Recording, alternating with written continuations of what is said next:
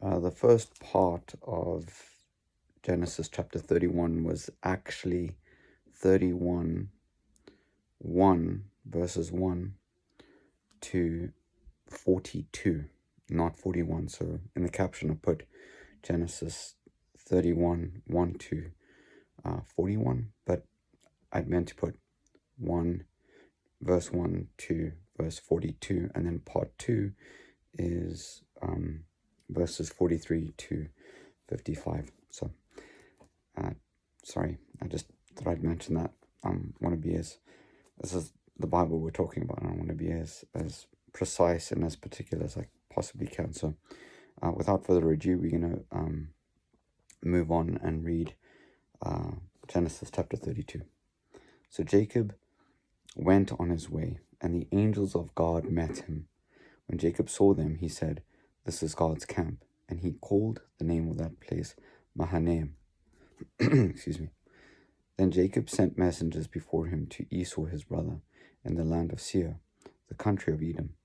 And he commanded them, saying, "Speak thus to my lord Esau.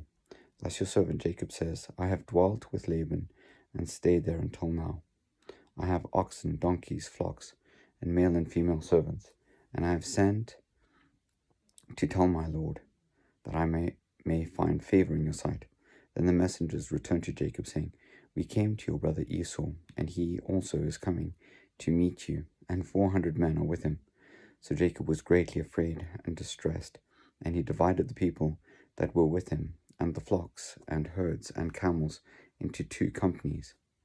And he said, "If Esau comes to the one company and attacks it, then the other company which is left will escape."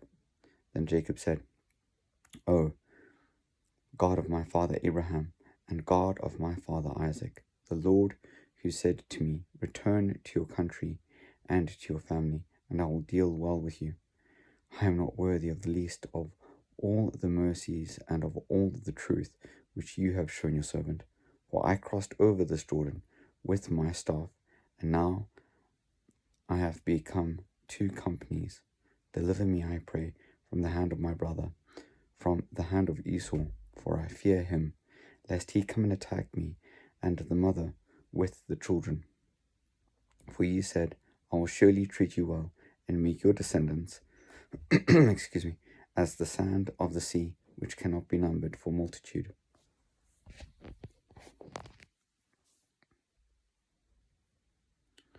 So he lodged there that same night, and took what came to his hand as a present for Esau his brother: 200 female goats and 20 male goats, 200 ewes and 20 rams, 30 milk camels with their colts, 40 cows and 10 bulls, 20 female donkeys and 10 foals.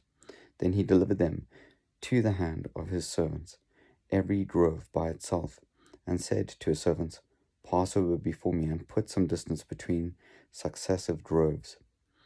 And he commanded the first one, saying, "When Esau my brother meets you, and asks you, saying, 'To whom do you belong, and where are you going? Whose are these in front of you?' Then you shall say, 'They are your servant Jacob's.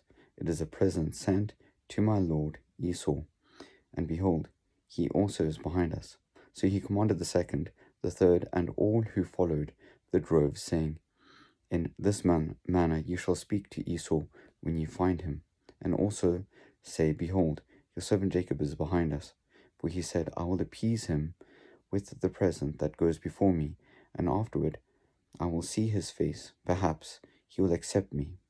So the present went on over before him, but he himself lodged that night in the camp. And he arose that night, and took his 2 wives, his 2 female servants, and his 11 sons, and crossed over the ford of Jabbok. He took them, sent them over the brook, and sent over what he had. Then Jacob was left alone, and a man wrestled with him until the breaking of day. Now, when he saw that he did not prevail against him, he touched the socket of his hip, and the socket of Jacob's hip was out of joint, as he wrestled with him. And he said, "Let me go, for the day breaks." But he said, "I will not let you go unless you bless me." So he said to him, "What is your name?" He said, "Jacob." And he said, "Your name shall no longer be called Jacob, but Israel, for you have struggled with God and with men, and have prevailed." Then Jacob asked, saying, "Tell me your name, I pray." And he said, "Why is it that you ask about my name?" And he blessed him there.